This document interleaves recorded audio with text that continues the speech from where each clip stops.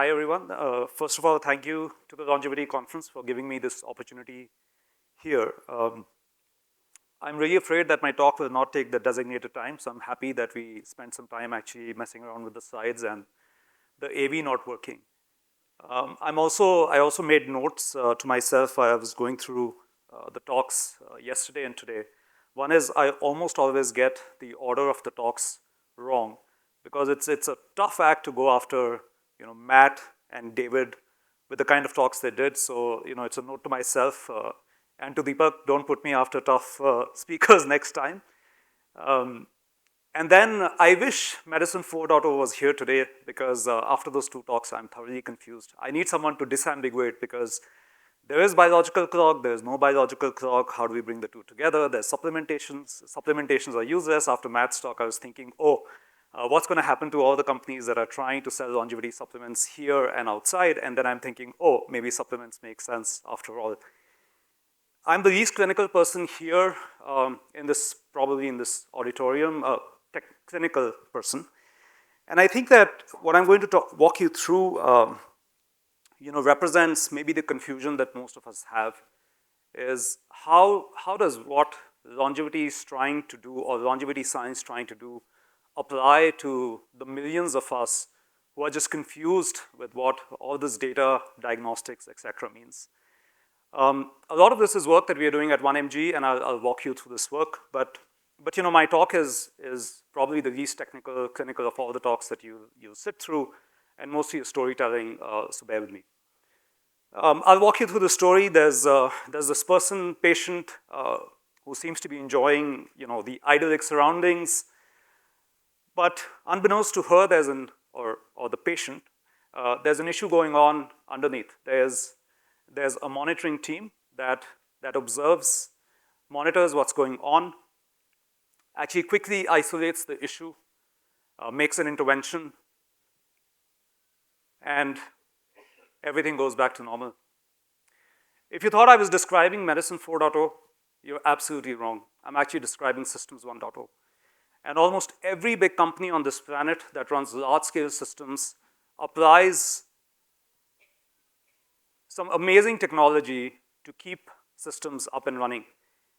And as a technologist, I've often wondered that why can't we bring the same framework to human health, right? And in healthcare, in systems, right, we start with a systems view, right? We understand fairly well. And of course, look, there's a lot of dissimilarities between maybe systems and bodies, but we start with a systems view. We understand how interconnected our systems are. We actually do continuous monitoring and forecasting rather than, the healthcare edifice that we have today, which is, point in time, insufficient. We do everything proactively rather than reactively. And we do anomaly detection and root cause analysis. And then we fix issues at the root. We don't fix symptoms, we actually go back and fix issues at the root. And I've often wondered that we have a more superior framework for systems debugging than we actually have for human health.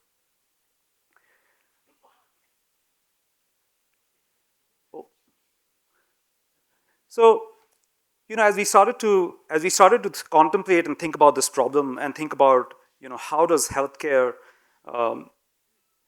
better health actually become accessible to millions of people, I went back to the systems to what I understand, which is how do we do it for systems, right? And in systems, the foundation is data, right? That's how we start.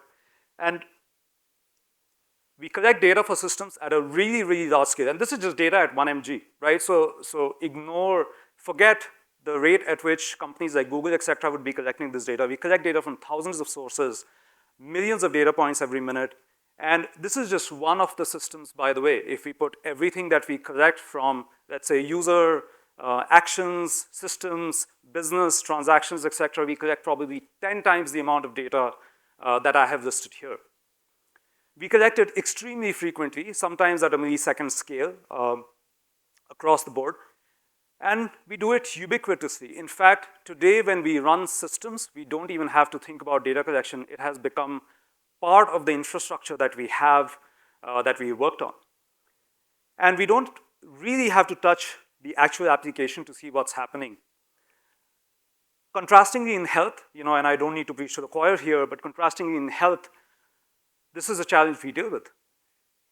We have so many data points across so many points in time, and none of them are digitally available, right? If you go to any Indian hospital and you walk out, you'll probably see hundreds of people walking around with these big folders, files, right? Everything is a paper record.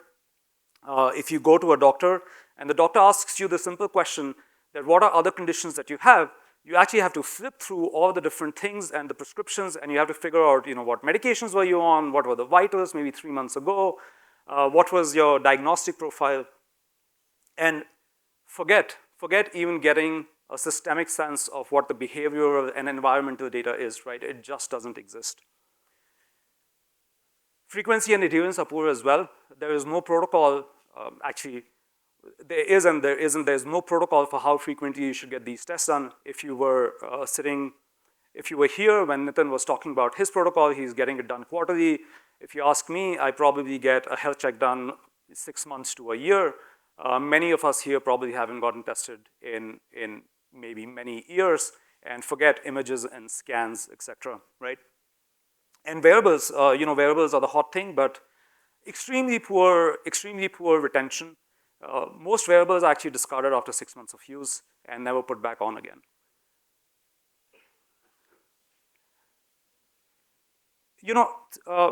I hope everyone knows what 1mg does, but we are one of the largest healthcare platforms in 1mg, do medicines and diagnostics at home, started as a commerce platform. And as we were grappling with this problem, we started to look at the data that we were collecting. We do diagnostic tests, prescription medicines at home. And it became clear to us that we're probably one of the largest repositories of consumer data anywhere in the world, right? Anywhere in the world, and I say that with a grain of salt, because a lot of this data is not digital. All our data is digital, structured, and has been meticulously put together over years of work. This is work that we started 5 years ago.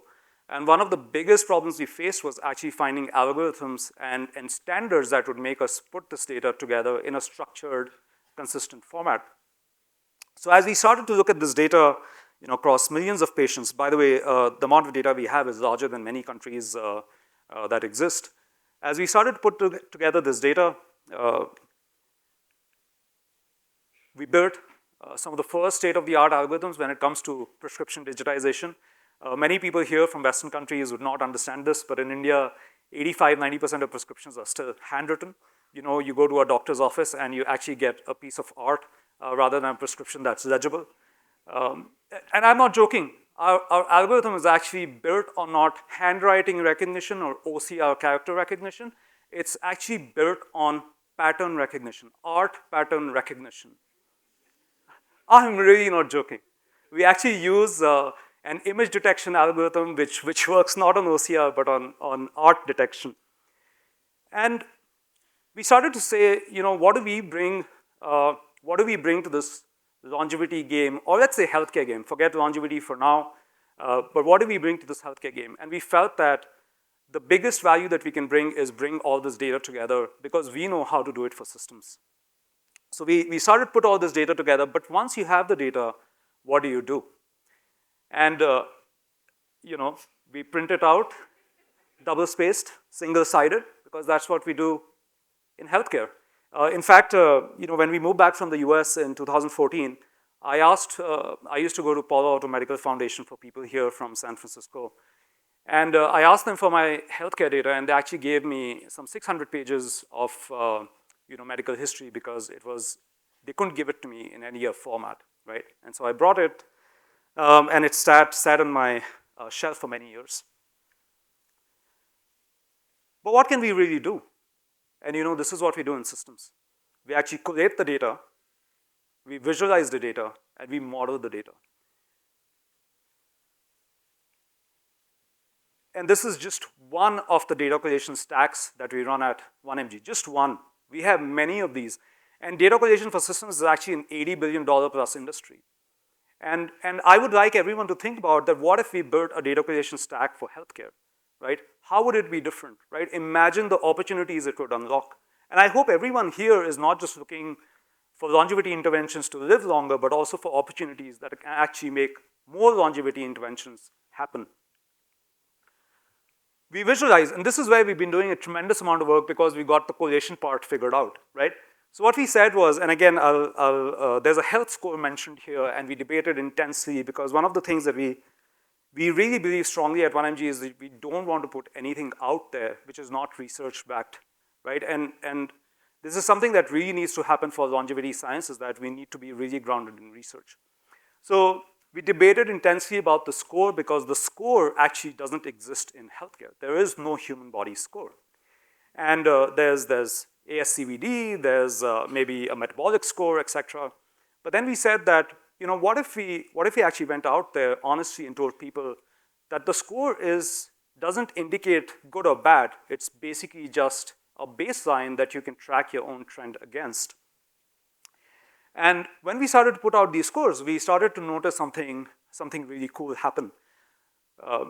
Earlier when people got reports, you know, the data didn't really come to life. But when they started to get this visual representation of their body systems, you know, they started to compete. So we had, this here is actually someone in our office.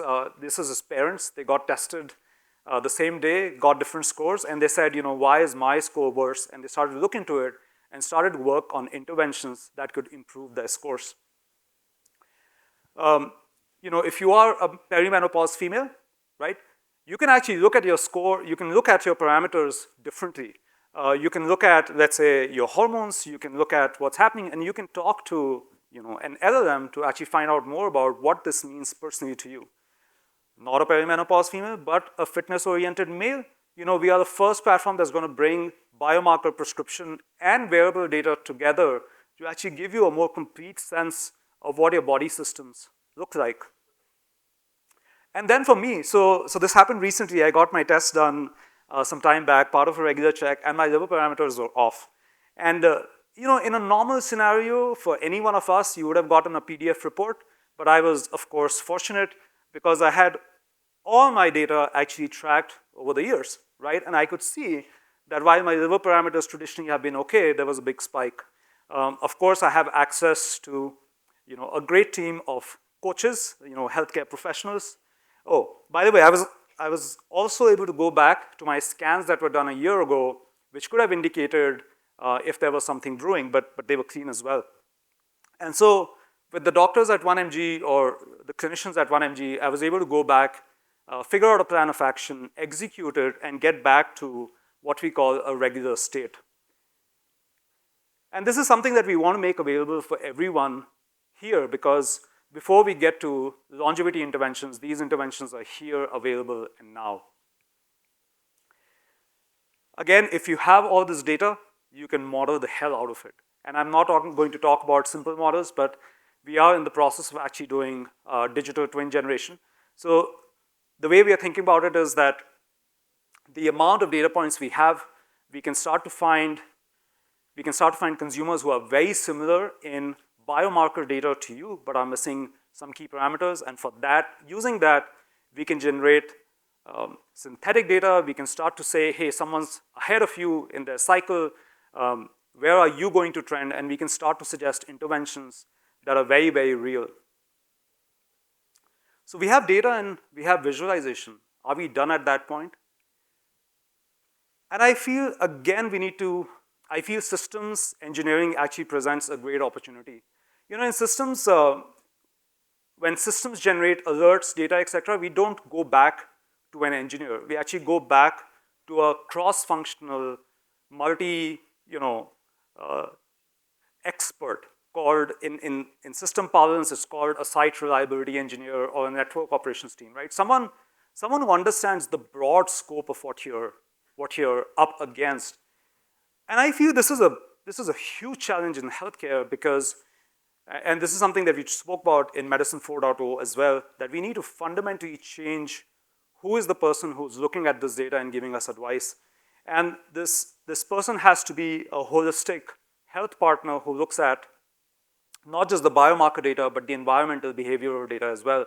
And I'm really excited to see a lot of longevity clinics, you know, for all criticisms put together, they are doing a good job at trying to bring a holistic view of health in one place. Oh wow, I didn't do a short presentation. Uh, in summary, I strongly believe that longevity needs a systemic or systems approach to health. We start with data collation, we do data visualization, where we have tremendous opportunity and modeling. And diagnostics is the foundation where it all starts because of data. But as I think about uh, my own reaction to diagnostics, etc., I'm increasingly starting to wonder, is the term diagnostics holding us back? It makes me feel that something is broken. It induces fear. Every time I go to a doctor and he says, get a diagnostics done, the first thought I have is, God, what am I going to find out? And do I even want to find that out? Right? And this is true not just for me, but it's true for the majority of us. In systems, we don't call it diagnostics, we call it observability. In fact, there's a whole industry around observability, which is how do we normalize the collection of data to treat your body as whatever, a physical object that you can measure, you can improve, you can upgrade, and take away this emotion of something might be broken and how is it going to affect me. And look, it's not for me to decide what that term is, but I just feel a neutral term like observability probably will encourage many more of us to take the right step, to take the first step in the right direction. But without technology and data, I'm 100% sure that longevity becomes the endeavor for the few. So let's get to work. Thank you so much. Thank you, Gaurav. Time for a few questions. Yeah, hi. I work at one of the largest companies of exactly what you said. Like the scale is insane. All Yeah, right. So great talk. This is what I have been having in my mind forever. And thanks for telling this. thank you. So the other thing is that you have not included two more signals in your observability platform if you're doing the systems part, like tracing and continuous profiling. Yeah. So, like, what would be the equivalent analogous of like distributed tracing and continuous like profiling for like molecular biology? One theory that I have, which I'm throwing back, is can we use molecular pathways and like say transduction pathways as like equivalent to protocol tracing, and continuous like profiling can be essentially what happens inside the cell in terms of like say ribosomic like parlance and all that. Look, the big problem with all of that is you actually get stuck with sensor technology and diagnostics technology, which is able to put that data out. So if you were in the morning listening to Prashant, then he came across this, we talked about this company called Neko, which seems to be doing, um, I think there's continuous tracing is not one thing, it could be many things, and the body actually gives you many non-specific signals which could indicate what's going on. My view is that if you have large enough data over a long period of time for enough individuals, you can actually start to tease apart what these non-specific signals could indicate in specific conditions or cases.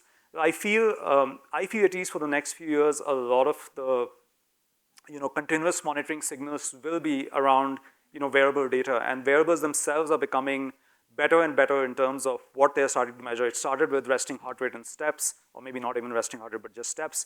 Today it is resting heart rate, it's HRV, it's some algorithm around stress. It's starting to do body temperature. Soon you have there's a Samsung watch that does blood pressure. Soon you will have glucose monitoring, etc. as well. We have CGMs that are doing some of this.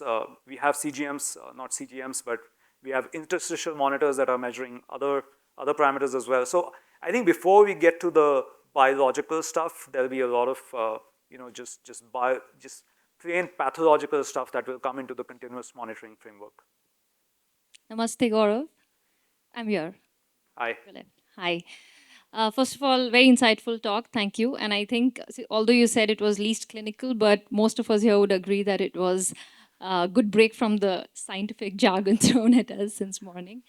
Yeah. So my question is, yesterday I was at the other hall where we were speaking about longevity medicine and how the Harvard happiness research or study since 1938, one of the oldest, said that food, sleep, exercise, all of that is okay, but our social connectivity is one of the largest drivers in good health. Yeah.